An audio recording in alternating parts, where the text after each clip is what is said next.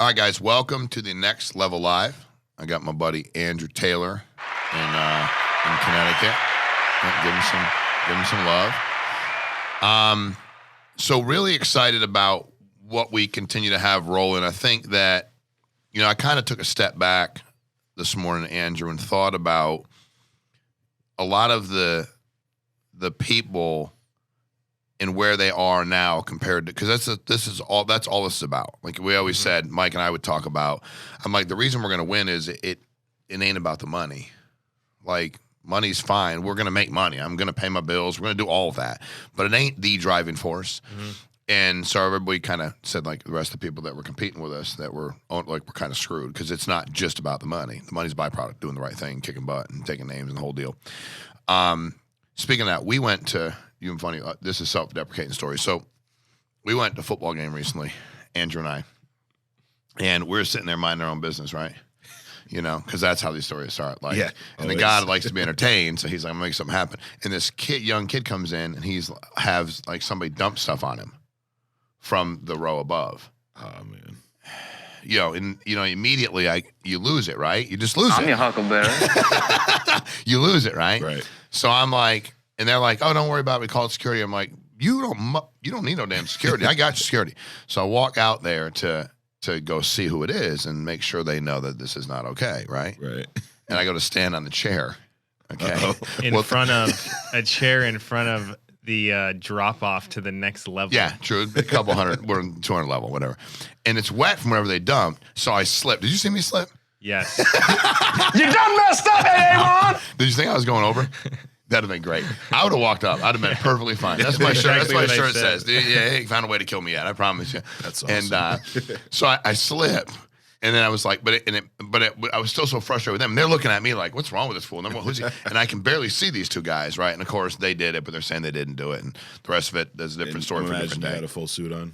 Had a full suit on. Nice. Yeah. You never want to get taken out by a guy with a full suit on. No. You know what I mean? You're in your gear. You got somebody else's jersey on you. You got a grown man's jersey on. You're at the game. You're fired up. You're 12 beers deep, and a guy with dress shoes comes up and straightens you out. It's never a good look for you. But anyway, I almost went over. So, neither here nor there. Andrew, what I'd love to, I want to get into today. Who do we have today for guests, Mike? We have Dominique Rogers and Zach Twardowski. Awesome. So what I love about both of them they're so different.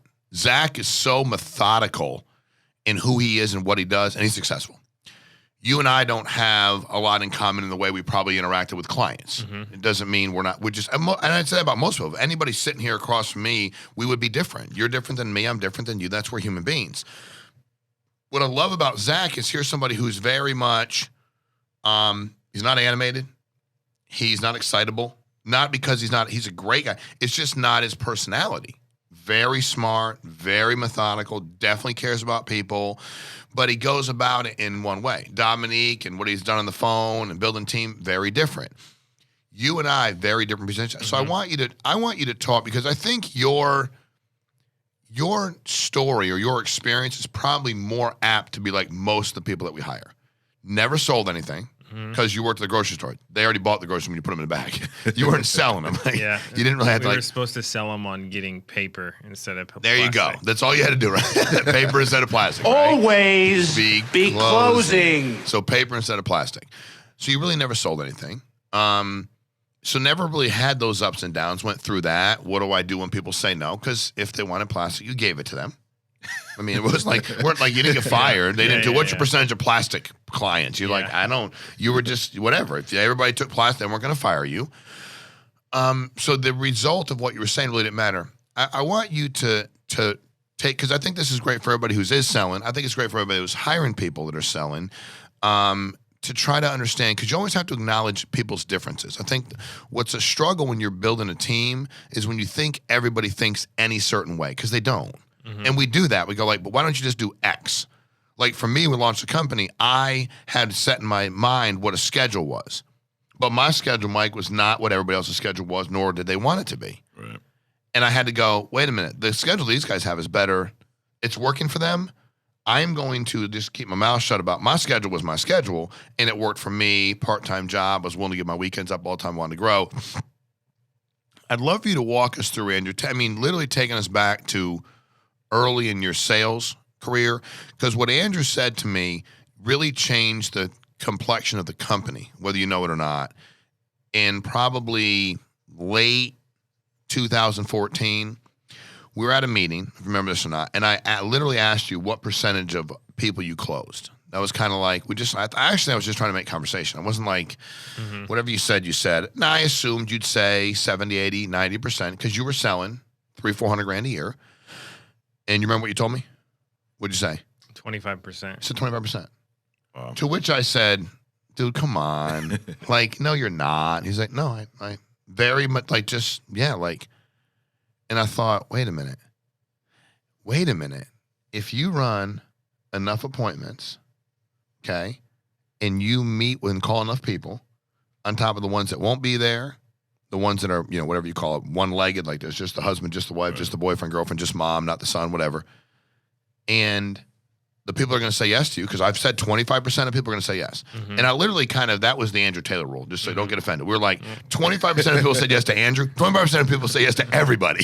They do, yeah. They do. Yeah. And it really was. And I started thinking about my own sales. I was like, wow, 25% of my people would have avoided check, duct tape their forehead. And then 25% I did a little bit of work with. And then 20% I did more work. And I enjoyed it. And I came out of a social work job where we talked about really, really bad things. Like sexual abuse, physical abuse. I mean, just child fatalities. It was terrible, but that's what we did. So I'm like, for me, I was like, wow, this is like, I like this and it's refreshing. For you, it was very different. And we have to acknowledge that. Just like you're much better at hiring, a lot of things you're better at than I was, because you just were willing to have those conversations and I wasn't, Take us through your thought process, because I promise you, with the training we have now, what did you get your closing ratio to once you started doing the things we were doing? Probably 50. Okay, probably not 100, guys. Yeah. Not 92. Not 87. 50. And 50 will get you wealthy. Yeah. Because our comp is set up so great that you literally can kind of miss out on 30, 40, 50 and still make more money. Yeah. Andrew, take some time to take us through what your mindset was when you were closing 25%. Some of the specific things you did to get to 50. And I think just as important, knowing that half the time you were going to get a no, how did you never, because you didn't, how did you never just how did you just roll with that? And what did you, in your mind, how did you compartmentalize that? Sure. So thanks for having me on, by the way. It. Early on, I think I was very, very scared, and I was nervous to run appointments early on. What were you nervous about? Just people telling me no. Got it. I've never gone through that before, so it was completely new to me. So I would go to the door and I'd be super nervous. I would make phone calls. I'd be super nervous. I think what it was is I was really worried about what people were going to think about me, which is really weird if you think about it. Very. And then once I started going through the numbers, at first it was really hard. I wanted to quit multiple times. Then once I realized that I don't have to have the same numbers as everybody else, because there's other producers that could go sell 70, 80%. And if I was comparing myself to them, it would drive me insane. I'd think, man, I really suck at this. And what I figured out is I could still write 10 grand a week with those bad numbers if I run enough appointments. And then I got better. So the more people that I saw, the better I would get. And so really it was just a long time of not giving up and getting a little bit better, and then learning to accept the rejection and not take it personal. What kept you from not giving up completely? Well, once I made a few sales, I don't know where you could go and make this kind of money. So I did the math. If I made one sale a month, I made what I made at the grocery store for the entire month off one sale. So I just kept going back to what else am I going to do where I could control my own schedule and I can do all these things. And here's the other thing I think we forget. When you're selling at not that high a volume, and you always want great persistency. You have to have 70% after 13 months, all that deal. But that 25% is going to buy no matter what. They actually usually pretty much stay in the books. Yeah. No matter what. Mm-hmm. And so it wasn't like it was this tug of war where, man, they just kind of, you knew they wanted it. They knew they wanted it. They liked you. They didn't dislike you, and they bought it. And they're going to keep it because they wanted it. So your sale was a sale, and it was going to stay. And I think that's the perspective we lose where, on average, if you're going to make $1,000, where else would you write? Where else would you spend 4 hours and make 4,000, regardless of what I know you might work other hours and not close? You're not going to. Like I talk to people all the time. How much I get? $2,600 a month. Okay, well, and I work 40 hours a week. Okay, what are we talking about then? And I'm not telling you do what you want to do with your heart, but what are we actually talking about? You know, it'd be different if you came from a job making $750,000 a year. Yeah. Then you're kind of like running numbers, going, I don't know, and maybe it would have been easier to go. I don't know if I want to do this on the side, because you didn't realize you can make. You know, the other interesting thing why I probably didn't quit, because I was hiring people too, and then I didn't want to quit on them. What made you want to hire them? Well, I always loved the idea of creating a business where I'm getting paid and I'm not there. So it was that whole goal of creating something where if I get hurt or sick or whatever, I still have an income coming in. And so that's why that was the initial reason why I started hiring people. But then I just loved the whole industry and what it does for people, and compared it to other industries like real estate or whatever. And there's nothing better. Like we hired a real estate guy, and he's like, dude, I work 60 days and then don't get my money. Mm-hmm. And everybody's dressed up in nice suits, and they go to lunch, and everyone looks good and sounds good. But I've worked here for 3 weeks, and I've made more than I've made in the last 6 months selling real estate. Correct. I think your story, because there's so many people that you when you're in it as an independent contractor, you think like when you're going through it, you sometimes think it's just you, right? Everybody around you seems, because you don't know their situation, and they're not lying to you, you just don't know. But you're like the epitome of, I didn't have a bunch of money when I started doing this. I wasn't great at it. I didn't know if I should quit or not. I didn't, because I ran the numbers and I was hiring. But I know what it's like to have 75% of people say no. Yet here, 5-6 years later, you make over $1 million a year. You have a big organization.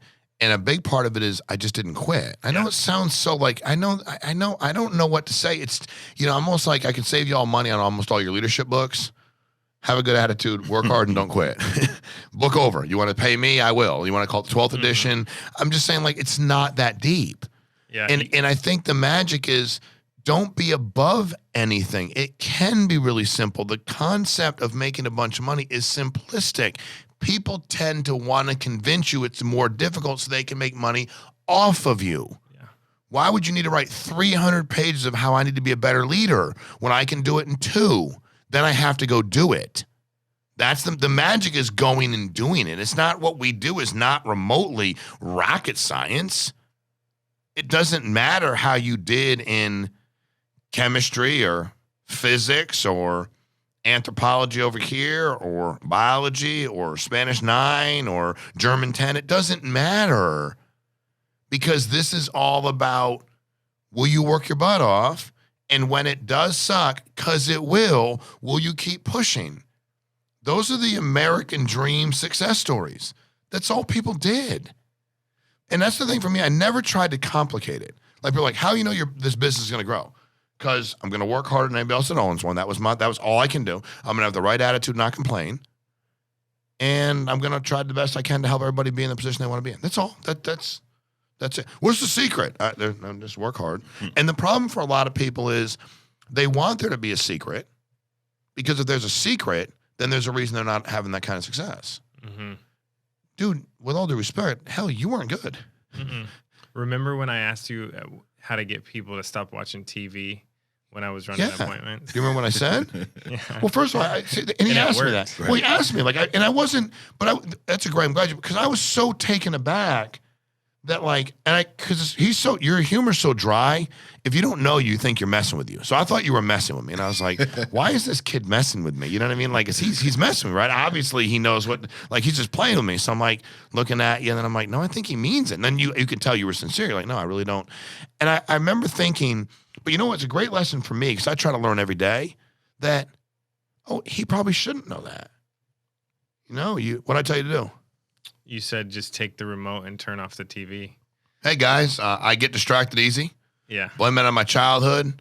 My mom working 3 jobs. She supported the heck out of us. She's my hero, but I was doing a lot on my own. Had a lot of dysfunction. a lot of substance abuse. Like, it's hard for me to stay focused. So I'm gonna turn this off while we handle business. And it worked And it works. Dude, I did it probably 100 times after that. I just go, hey, I'm going to turn this off. I don't want to disrespect your family and you not get something I'm going over. And how many times did you sit in appointments when they're watching TV around you? Dude, it was crazy. Like, I'd go over a presentation. They'd be watching TV. I just can't. It blows me away. And then you know what they said after. Yeah. Thanks for the information. Well, they're watching call you. TV the whole damn time. They don't even know what you said. Yeah. And then 25% of them said yes because 25% of them will say yes. So 25% of them watched TV and still said yes. You were just trying to get to 50. Yeah. And then to 60, then to 70. Yeah. I think that I think out there, anybody can do this.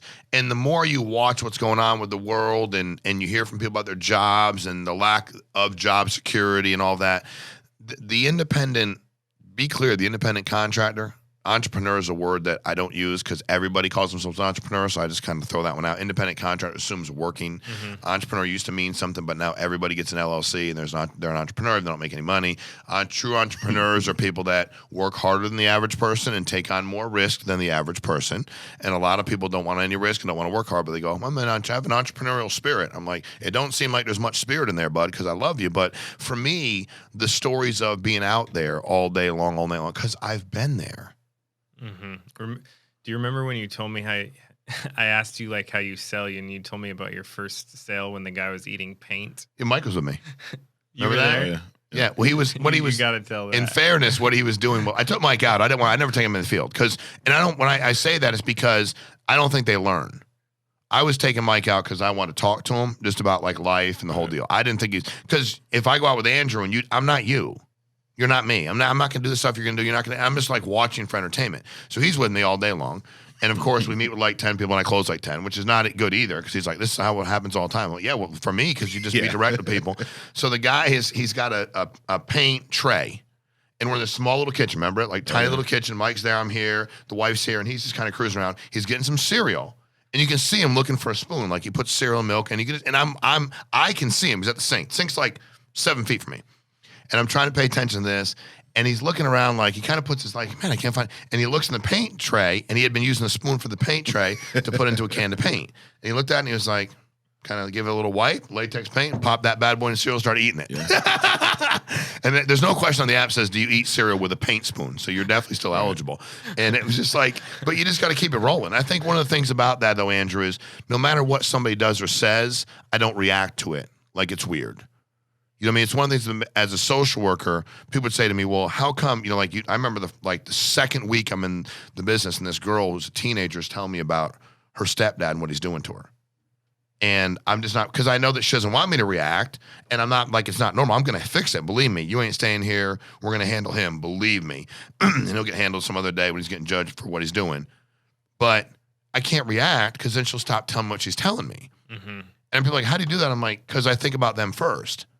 See, if you're doing stuff in the home to get me to react to you, you're doing it just to kind of get me off of what we're talking about. I'm not going to do that.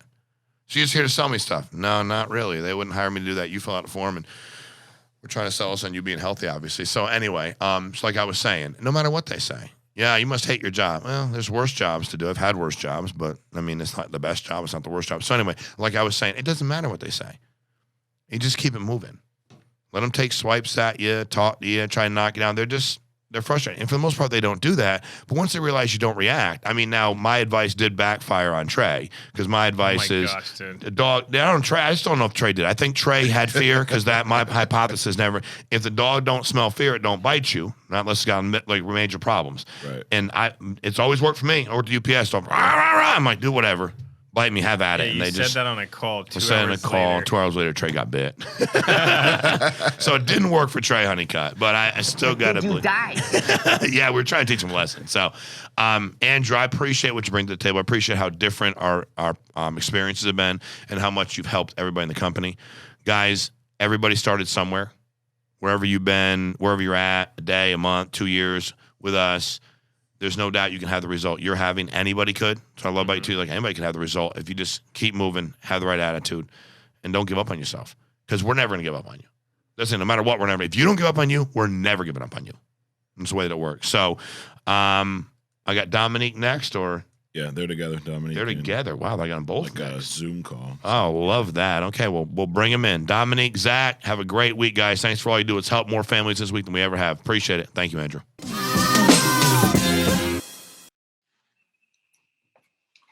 Hey guys, thank you for having us on. My name is Dominique Rogers, and I'm here with Zach Twardowski, Sean, Mike Sizer, Mike Killamint, John Wetmore. I want to say thank you guys for giving us the platform to make this thing happen and to be on here. I wanted to, and I'm excited to be on here with Zach because I remember when I started. Zach, how old are you?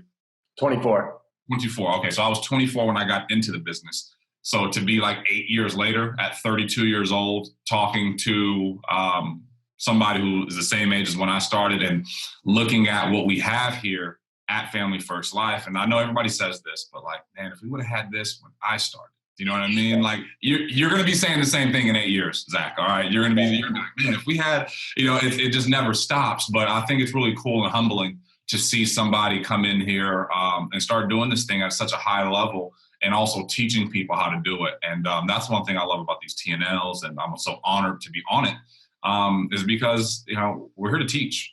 You know what I'm saying? Like, we're not here to entertain. I don't think it's entertainment hour. I don't take it lightly that you guys are watching this right now and taking time away from your family and or your business. I remember I used to think, well, this training better be good because I'm missing an appointment. Does that make sense? Like, I used to think that way, but I don't think that way no more because I'm so confident with what the company has to offer. So we're going to dive in, you guys. I'm going to interview Zach a little bit. We'll bounce some things off of each other. But really what I've seen with Zach specifically is that his first year, he was very heavy with mortgage protection. And I think he quickly figured out that in order to grow, in order to duplicate, in order to teach people how to do this thing, you got to do a little bit more than just that. And he said, I heard him say it, he's like, after a year of catching all these planes and doing this, like, dude, my back hurts. He's like, I'm 24. Like, why does my back hurt after 1 year in life insurance? I was like, yeah, because it's a lot of driving, a lot of flying on planes. And I'm like, you don't have to do that. You know what I mean? You don't have to. And he started doing the social media, Facebook leads. I don't know if at the beginning he probably thought, oh, they're cheaper, so they can't be good. Right. You know what I mean? Like, well, and I think a lot by the end of this, 40 minutes, 30, or however long we got on here, man, is that I want to empower folks to go a lead is a lead. Does that make sense? Empower, like, final expense is final expense. And one thing that, and none of our families are going to argue, Zach. What's that? Is whether 10 grand is 10 grand. Right. And I think once you figured out that I can get the exact same result as what I was looking for doing this, then it didn't matter. It's like, I thought I was in love with baseball. You know what I mean? I thought I loved baseball. Dude, I figured out I loved what I thought. I loved the result I thought I was going to get from it. Mm-hmm. I wasn't in love with baseball. Does that make sense? Like, people are like, I'm in love with life insurance. I'm like, really? You're in love with life insurance? That's odd. I love the result that life insurance gives for the families that we protect. And I love the result it allows our family. Does that make sense? Yeah, absolutely. So I think once we start to fix that in our brain when it comes to final expense versus mortgage protection or versus IULs, annuities, because I don't know anybody who'd be argue that, Now, last year when you started, I'm gonna turn it over to you, Zach. When you started, right after about maybe 6-7 months in, you were making some money. If I would have said, hey, Zach, you could do the exact same thing with final expense and not work more than like 3 or 4 counties around where you live at, do you think you would have believed me? I don't know.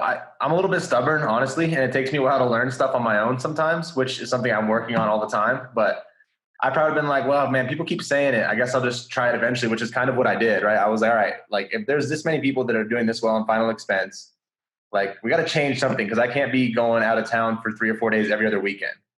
You know what I mean, Dom? And I think the thing Sean said that stuck out to me the most, he's like, try to convince me that 1 mortgage protection lead is better than getting 4 Facebook final expense leads. And I was just thinking about it, and I was like, yeah, I can't try to convince someone of that because you have 4 opportunities, 4 families that need help rather than 1 person. And there's nothing wrong with mortgage, man. My ideal day, I could run 6 or 7 final expense appointments throughout the day, hit a mortgage appointment at night before I go home, or 2 mortgage appointments before I go home. And that's a really complete full day, right? You get a little bit of everything, which I think is important, right? If you have them, you can run them. If not, run all final expense. But running all mortgage is tough because if you're going to do that, you're going to be traveling, right? You're going to be flying across the country, and you're going to be able to run appointments, maybe a couple in the morning, and then from like 4 to 7 or 4 to 9 o'clock at night, right? So you have big gaps in your day. That's what I love about final expense the most. It allows me to be working constantly throughout the day. Because as you know, I have zero attention span. So if I have to sit somewhere for a minute, I'd go crazy. So that's one thing I fell in love with them. And then just understanding how simple it is, because these clients, they're older. They understand that a lot of them are sick, and they understand that they've seen other people die. They're 50, 60, 70, 80 years old. They've seen people die. They've seen family members die, right? They've seen it affect people close to them. And they just want someone to come in and be straight with them. And you don't have to be this, eloquent salesperson, thank God, because I'm not, right? And that's when I started falling in love with final expense. I was like, if you just are so honest with these clients, so straightforward with them, then they'll buy from you because they're going to buy. They want to buy. Otherwise, they wouldn't have filled out a lead, right? And when my mindset changed to understand how simple it was and just go in there and make it make sense for them, that they're going to buy as long as you don't mess it up, that's when I started really liking final expense. So to answer your question, last year I probably ran like 80% mortgage appointments and was traveling a lot. This year I'm probably opposite. I'm probably running 80% final expense, and I have like maybe 2 mortgage counties right around Denver where I live at. And like I said, I'll run 6 or 7 or 8 final expense appointments in the day, hit a mortgage appointment on my way home, and it's a really complete day, Yeah. And I think Dom, where it starts at, and I think the most important part is it's different than dialing a mortgage lead, right? Like you call 10 mortgage leads, you could probably get them all on the phone in an hour, no matter what, right? Like you call them enough, they're going to pick up the phone. So I think where people get tied up is it's a little bit harder to book final expense appointments if you don't dial the right way. And that's what I changed this year, was learning how to truly dial these people and get them on the phone, and understand that they're getting so many telemarketing calls throughout the day. Like if you've sat on a final expense appointment, their phone rings 10 times when you're with them, right? And every time someone leaves a voicemail, it's either they pick up and no one's there, or it's a Medicare neck brace or whatever, right? So that's why you have to dial them, 2, 3, 4, 5 times in a row and do it 3 or 4 times a day, right? And that's why I wanted to turn it over to you, because I learned so much on the dialing side from your approach and your mentality towards all kinds of leads, but especially final expense leads.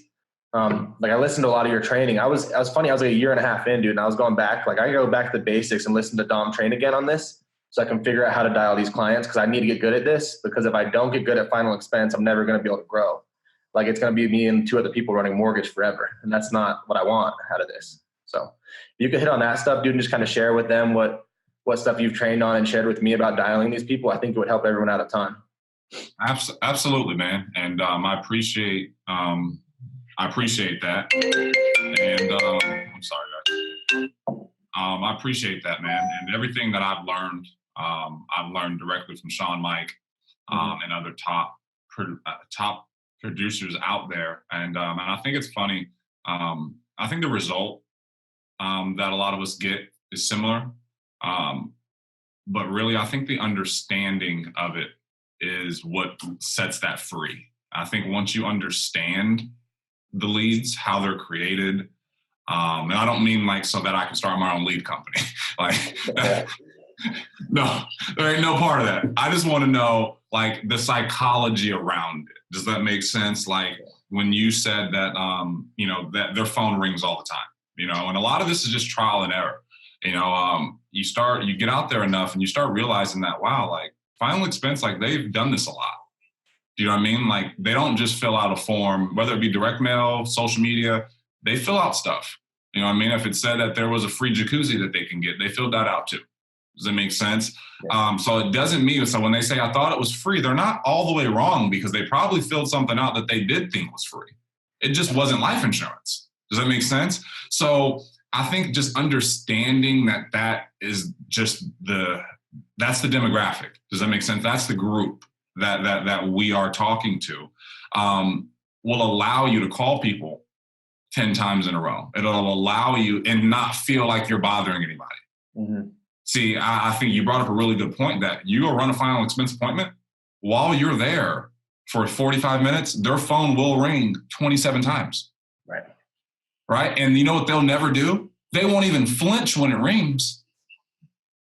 Right? They just like you're like, oh, the phone's ringing. They're like, oh, you noticed that? It's like for them, the phone ringing is like the person who needs to change the battery in their smoke alarm. Mm-hmm. Does that make sense? You're like, dude, after about 2 weeks, bro, you don't even hear that beep no more. You know? And it's the same thing with the clients, man. Like they don't hear so that's why our approach has to be different than everybody else. And because the telemarketer, Zach, they're calling at 8 a.m., maybe. All right, they're probably calling at like 11 because they think 9's too early. So they're probably calling at like 11. And then they call again at like 4, then 4 that afternoon maybe. But then they do that every day at the same time. Mm-hmm. So that's why I'm not really big on, with any leads, calling them like, oh, what time? Like, I don't take notes on the lead. I don't write down what time I called them. I don't think, oh, well, they're probably at work, so let me wait until they get off. Like, I'm not the genie, dude. Like, I don't know anything about them other than I got a form with their name and number on it. And what that did for me was take all emotionality out of it. Does that make sense? There's a lot of things I'm emotional about, but the phone is not one.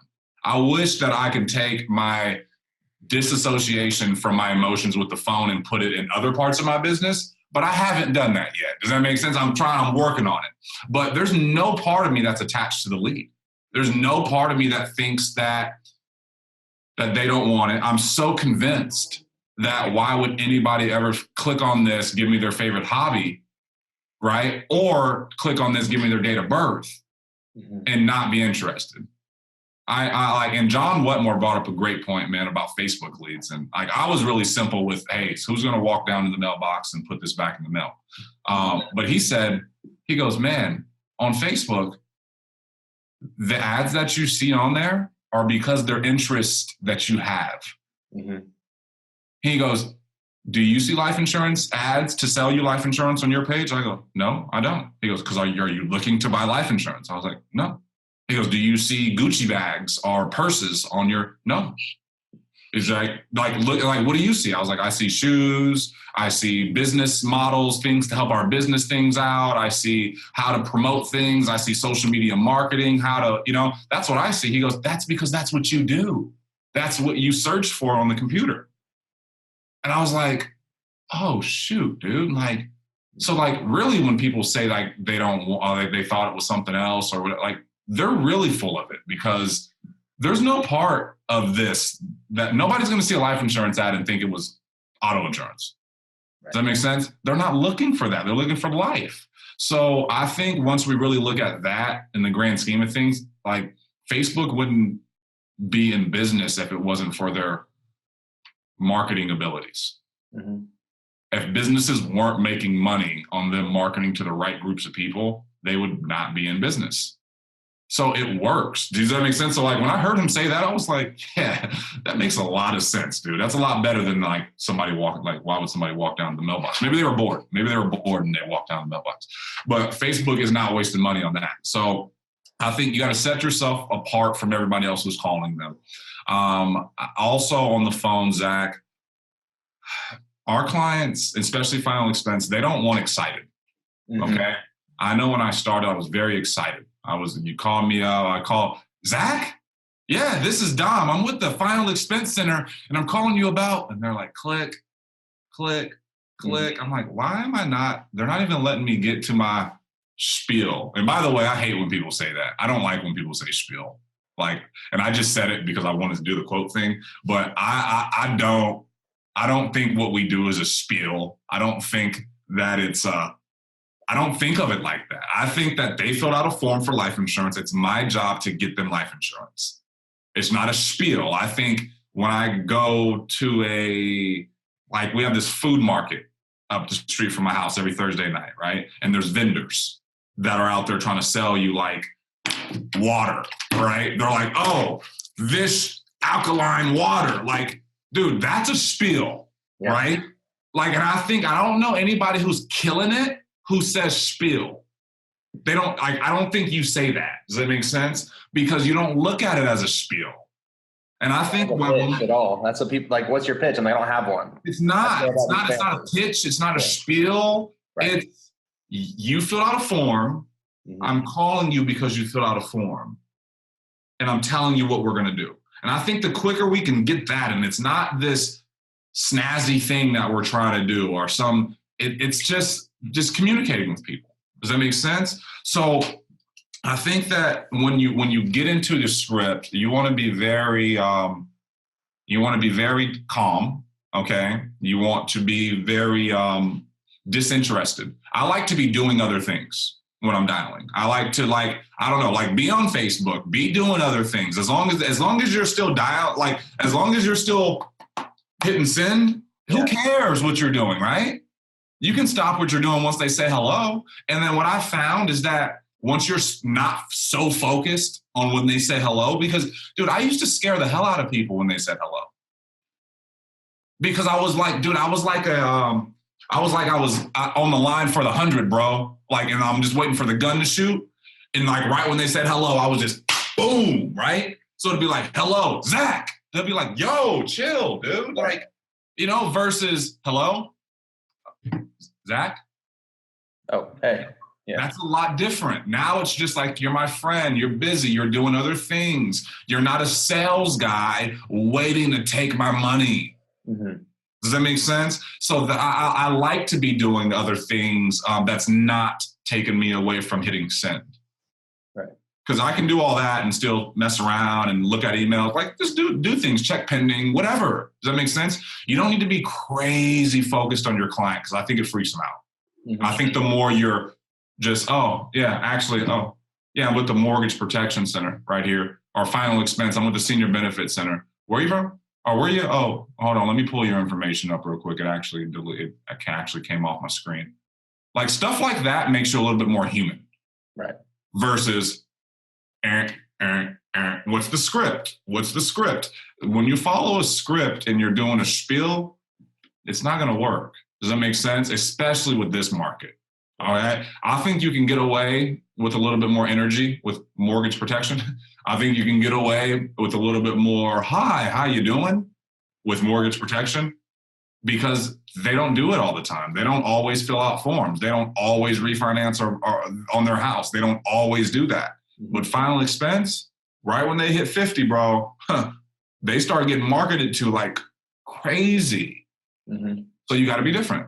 Does that make sense? And I think those are the key things, man. Is there anything else that you would? Because I think you hit on why you got to call them so much and things like that. So is there anything else you would hit on? Yeah, I try to just sound like you were saying, like borderline, like annoyed, And what I want them to get across is I have a bunch of people to call back, and I don't really want to come to your house, but you requested this, so I got to come over. That's I want the mentality to be. It's not like I'm coming over to sell you something. I can come over whenever you want me to. It's I have about 10 other people to see tomorrow. You said you're retired. It's 8:00. Okay. Or I could try to squeeze you in at 11, whichever's better for you. I'm busy. I'm trying to fit them into my schedule because I'm the professional. They're the person that needs my help. I think when you have that right mindset, I think it goes a long way, especially over the phone. And then once you get to the house too, they're like, oh, he's got a bunch of people to see. He's busy. I'm not going to sit here and talk to him for hours and hours about my granddaughter's dance recital, which is, it's great, but they're not going to take advantage of your time if they know you're real busy. I know you said that we did a call the other day about scripts, right? And you and I both agree we don't really like scripts, but if you have a couple tips you can give people for what they should hit on, bullet points, let's say, not a full script, but a couple bullet points that when you're on the phone you should hit on every time you call someone, what are the couple of those key things would be for you? Okay, I'll kind of run through it a little bit, and if you're not taking notes, this may be a good time. I'm kind of all over the place. That's why I also say take notes, because you'll be like, oh, he made sense, but it was all over the place. All right. So I would first name. So when I started, I took notes for my script. So I did have a pen. I did have a pad in front of me, but it wasn't a script. Okay. It was, don't forget to say this. Does that make sense? So the first thing I wrote was first name. I wanted to make sure that I said their first name. And then what's weird about it, Zach, is that when I didn't write first name, I would just think to say it. I would still say, hi, is this Zach Twardowski? Right. But when I wrote first name on there, you said hello. Now I'd read, oh, Zach. Mm-hmm. It just kept me in line. Does that make sense? Because Zach is a lot different than hi, is this Zach? You know what I mean? So I just had to write that down so that I didn't say that. So first name. All right. So first name. And then the next thing is I'm going to write is I'm getting back to you. Mm-hmm. Okay. Who you are. And then I'm getting back to you. I don't say I'm Dominique Rogers. I say I'm Dom. Okay.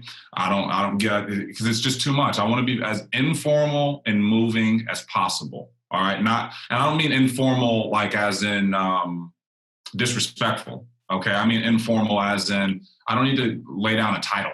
Does that make sense? I'm Dominique Rogers, Family First Life, Vice President. Like that's too much. Does that make sense? Like that's like I'm just Dom. All right. Because that's just who we are. We're just regular folks, man. So so I put first name, I'm getting back to you. Okay. And I always put in the local city. Okay. I always want to put this, remember to say the city that I'm calling from. And the city I'm calling from is always going to be the city that they're in, the town that they're in. Even if you're like Zach, I know you traveled a bunch.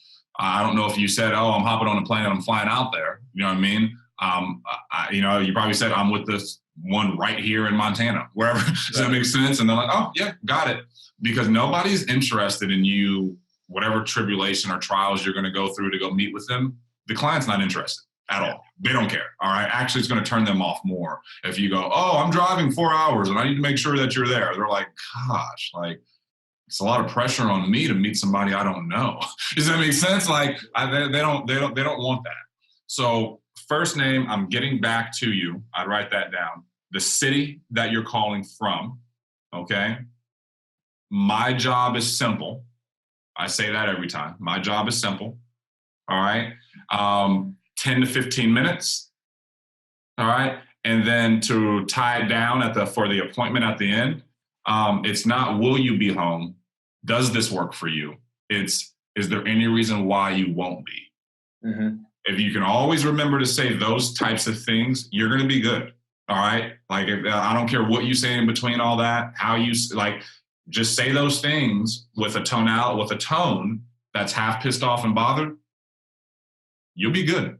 Like, imagine this. This is, I don't care what type of lead you're calling. You want the person on the other end of the phone, Zach, to think this person gets paid $11 an hour, minimum wage, whatever minimum wage is. Right.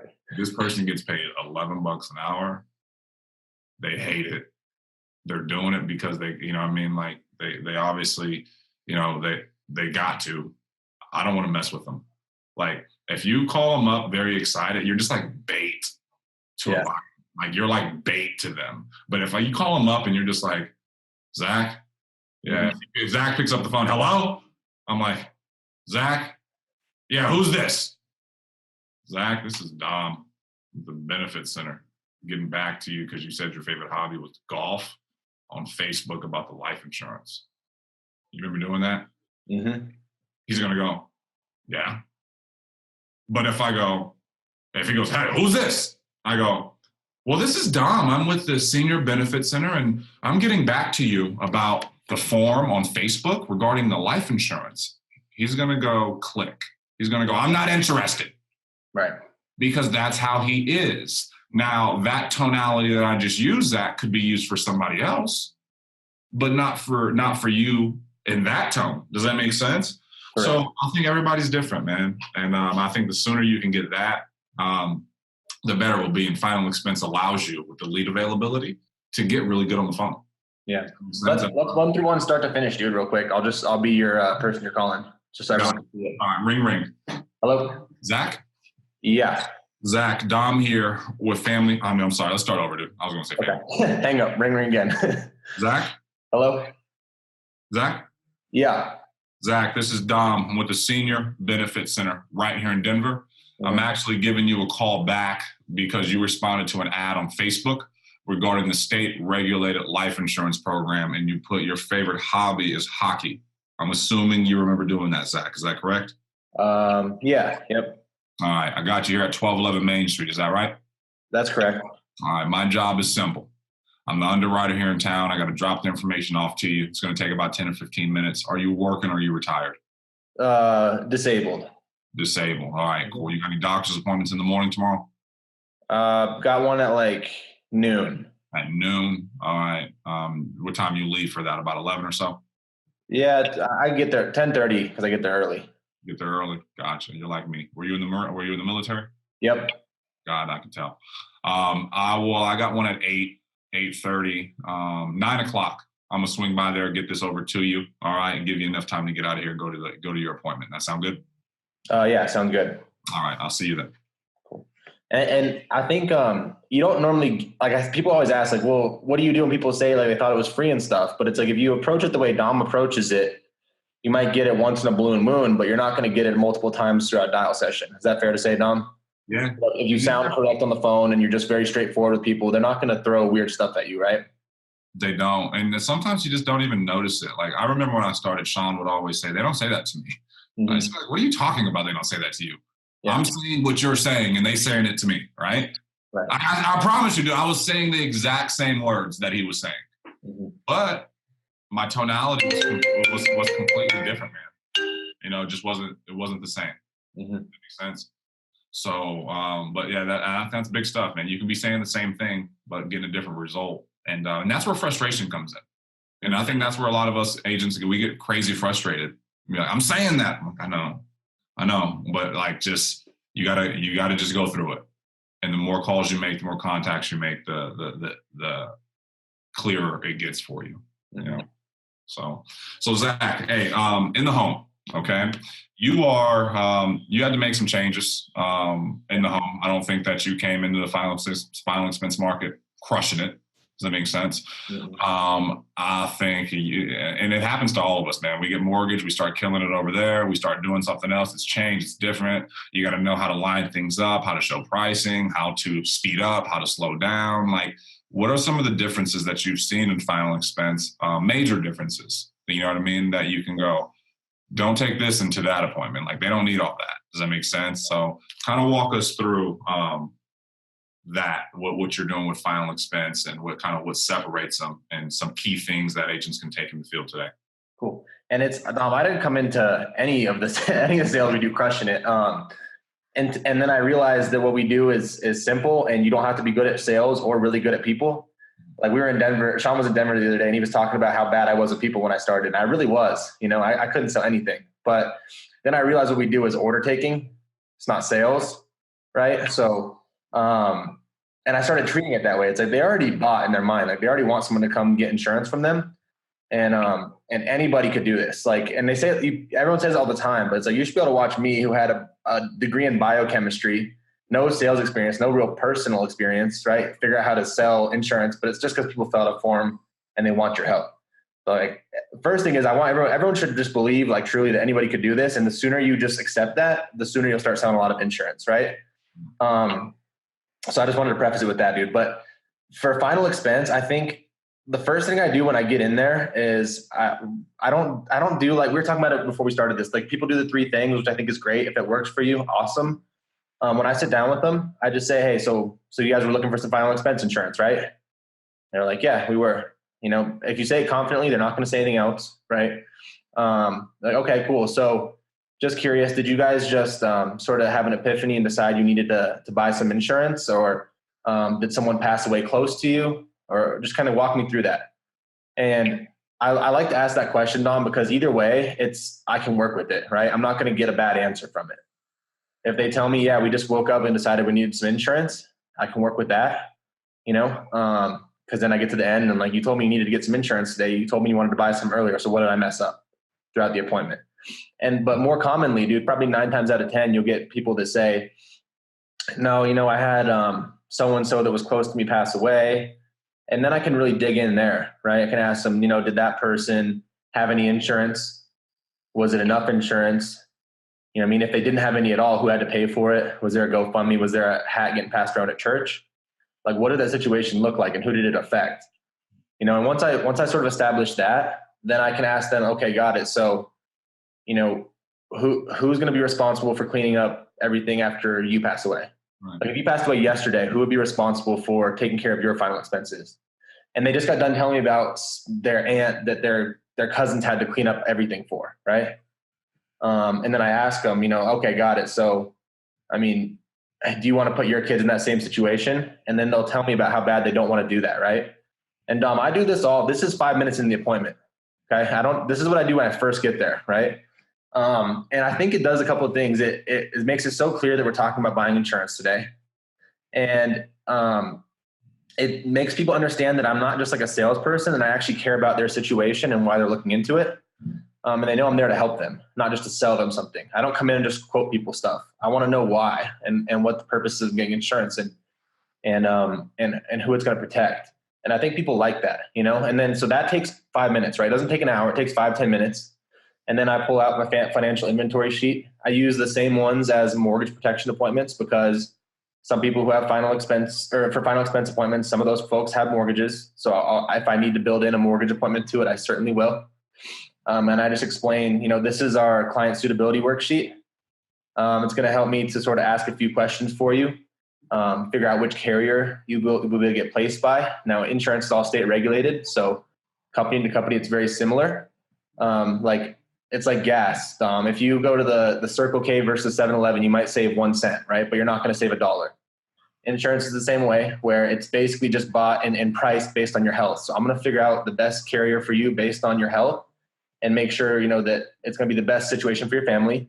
And then I pull out our sheet that has all the carriers on it, and I explain these are some of the carriers we work with. I'm sure you've noticed a few of them. Like I said, I'm going to go through and make sure we're going to put you with the best possible program, because we work with so many different companies. Does that sound fair? And I'll say, yep. So I'm going to ask you a couple of health questions, a few financial questions about any current insurance you have already. And then once we figure that stuff out, we're going to do an application, and the insurance company will be able to tell us whether they approve you or not. Does that sound good? So I do that stuff after I get their why out a little bit, right? And then before I do the financial inventory sheet and start asking them questions. Because what I realized is these clients like you to be so straight with them. And sometimes I would get to the end, and they'd say yes the whole time. They're like, yeah, this all sounds good. And they wouldn't buy it. I'm like, I don't understand why, But then I put the shoe on the other foot. If someone did that with me and I thought I was just getting information, and then they said, which one do you want to do? Grab me your bank account and your driver's license, I'd be confused too. So now I tell them ahead of the appointment, these are the steps, step 1, 2, 3, 4, and 5. The last step is you're going to grab your information, your driver's license, your checkbook, and we're doing an application. So that way, when I get to that point, they're not confused about it. Does that make sense? I know I threw a lot of stuff out there real quick. Is there anything you want me to clarify any farther? No, well, look, I know how many of your final expense appointments do you believe have done it before? Most of them. I don't mean, okay, like they've sat down with somebody before. They've met with someone before. Yep. They have had insurance before. Okay. Now, if they're like 48, 50, you may have got them on the early end. Yeah. Does that make sense? But the majority are not, and so I think, and how does that help you in your appointment, knowing that they've done it before? Right. I just, because it helps me because I know I'm going to treat them differently than other agents have. I'm going to care. I'm going to be professional. I'm going to do my job the right way. And I'm going to be totally upfront and honest with them. So I know that because I know sometimes agents don't do that. Right. And I also know if I could get to the end and to the part of the appointment where I ask them about any current insurance and they don't have any, then I can ask them, why they never took any out. Like, are you sick, or did you meet someone that rubbed you the wrong way? Or, like, I can ask questions about it, right? Or did you have someone that lapsed because it was too expensive? You didn't see the value in it. It was not enough coverage. I can figure out why if they don't have any insurance, right? And if they do have insurance, I can figure out if it's something that I can put them into a whole life policy, or add extra coverage for them. Because I think the other thing, while we're on this topic, dude, is people I'll get calls from agents sometimes be like, well, they already have $20,000. Right? It's like, yeah, I already have a pair of shoes, but doesn't mean I'm not going to buy more, right? Like, they already had $20,000 when they filled out the form. So if it's a good policy, if it's something that's the best thing for them, don't replace it. Just get them more insurance because they want more insurance. Otherwise, they wouldn't have filled it out. Does that make sense? Yeah. Like, people they're like, well, they already had insurance. They were good. It's like, no, they said they were good because you asked them if they were already good. You didn't say, I assume you just want to add some more for your kids or your wife or whatever, right? And that's 100%, dude. And I think the sooner we understand, like, for me, when somebody had insurance already, I used to think that was like the kiss of death. Right. I used to be like, oh man, like I thought my battle was fighting insurance policies. Does that make sense? I thought that was my battle. And I was like, that's not a battle. Like, I'm not going out there trying to replace everybody's policy. Like, there's people out there who just want more. Mm-hmm. You know what I mean? And a lot of them they just want more, man. And I think understanding that it's not their first, like as a new agent, it's going to be your first. You're going to have a lot of first. You know what I mean? For your first year or two, you're going to have a lot of first, okay? When it comes to meeting with clients. After about 2 years, you ain't going to see nothing new, okay? It's going to be, you're going to be like, oh, I've seen this before. Yep, seen this before. Because the clients, you know what they're not doing? They're not practicing how to get better. Right. They're not. There's only so many scenarios that you're going to run through, but after 1 month, you ain't seen them all yet. So, but the clients, I think once we know, like if they don't have insurance, when you go, oh, well, why not? Like you met with somebody, they rubbed you the wrong way. Yeah. Like they'll start telling you, yeah, somebody came over here. Da, da, da, da. So now you know exactly what not to do. Right. You know what I mean? Or if they do have insurance, hey, so how much insurance do you have? And they say a carrier that like the carriers that are through the mail, the carriers that are like agents like us, right? So when you say, oh, so you've done this before, right? Had somebody come out here, get your information, take your banking. You've done that before, right? Oh, yeah. Cool. Got it. So now, okay, cool. So now you're taking away all their, oh, I didn't know I had to pay. Oh, this is going to come out of my bank account. Oh, I thought this was from the state. No. See, but once we understand that, we start taking it away before it comes. Correct. Does that make sense? But if we don't understand it, we try finding ourselves battling all this. And I battled it, man. You know, Sean was like, dude, why don't you just, like, if they had that, like, dude, it's funny they said they don't make decisions on the first day and they already had insurance. Did you ask them last time with that insurance policy, did they sleep on it? Did you ask them that? And I was like, no, I didn't. He goes, because they didn't sleep on it, dude. They're telling you that. And I was like, wow. He goes, yeah, because if they slept on it, they wouldn't have that, you know, that X policy over there. Does it make sense? And I was like, oh, I didn't think about it like that. You know, and I think a lot of this is, you're going to have a lot of those moments, you guys, that you go, damn, I didn't think about it like that. Damn, I didn't think about it. That's going to happen so much. And if that's not happening, probably not good. Does that make sense? Like if you're not having those moments of like, oh, I didn't see it that way, then it's, but you're in the right place if you're on this training. If you're out there in the field, if you're talking to your mentors, your managers about what you're doing, you will get that feedback. And this has been fun, dude. I've had fun doing this. I appreciate you hopping on. I appreciate you guys all for having us on. And Zach, dude, I'm gonna let you wrap it up, man. It's all yours. Back-to-back Hall of Fame years, dude. Nothing to mess around. First and second year Hall of Fame. Yeah, I appreciate it. I will. All right. Keep killing it, dude. Yeah, I appreciate it, man. Like I said, when I was started, I was not good at this thing. So get on these calls, take training seriously. You know what I mean? John and I talked about it the other day. It's like, so my fiance's in medical school, right? And that's like a 12-year process to make $300,000. And you can make $300,000 your first year here, but like, why do we expect them to study from 8 a.m. to like midnight? And then we want to work 10 hours a week and make $300,000, right? Like, this is simple. People want insurance, but you have to do your part. You got to work. You know, you got to work 40, 50, 60 hours a week if you want to make that kind of money, and you got to study. So if you do that stuff, man, anybody can do this. Anyone can write $300,000, $400,000, $500,000 a year. I appreciate you having me on, man. I've learned a lot from you, and I appreciate everyone for giving back and letting us get on here and help everyone out. Right. And I got one last thing. There's $1.50 Facebook leads in the CRM. Yeah. Okay. If you guys are not working those leads, you're going to miss a big boat. I promise you that's killing it.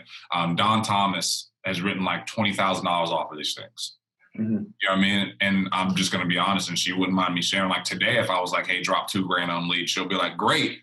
But at the time when these leads dropped, she couldn't drop $2,000 on leads. Really? But these leads have put her in a position to have a real lead flow. Does that make sense? To truly build this thing for yourself. So take advantage of those leads, guys. They're in the CRM. They're $1.50. They're 6 months to, I don't even know how old. I haven't had one person say I did this 6 months ago. I called them. They work. Treat them exactly. Treat them as if they just came off the press. Mm-hmm. You know what I mean? I'll say this and we'll finish with this, but like, honestly, MelPro, like, or if anybody was like, oh, if they like resheeted those and just put them as like new leads into my sheet and I was paying $20 for them, I would not know the difference. They're the same. Yeah. I would not know the difference. Correct. And that's what I love about Family First and the relationships that we have, that we don't work with crappy people like that would do that, right? But it's the truth though. Like, the leads are that good. They're that good, and we're not a lead company. So be clear, this is not an infomercial. This is just a thought that came through, and I was like, we got to talk about that. So I'll finish with that. Thanks for having us on, Sean, Mike. We'll pass it back to you guys. Everybody have a great weekend. Later. Hey everyone, I wanted to invite you to November 21st, Las Vegas training, the last big event of the year. We built this door in our office and we named it 777 Success Drive, because door knocking is such a big part of getting a hold of clients that don't answer the phone. And we have agents that come in here, they practice. Knock, knock. Who's there? And we're bringing this to the event, and we have somebody that's actually going to answer the door like a client. I'm the client you're gonna get when you're door knocking. You don't know what you're gonna get. I might even slam the door in your face. And you guys better have your T's crossed and your I's dotted. You just keep knocking and you make sure you do it good. So you better bring your A game or you might as well stay home. Woo! Because there are going to be 3 judges. This is Jack Yu, and I'm excited to be chosen as a judge for this fall convention's door knocking contest. I get to be a judge for the door knocking contest.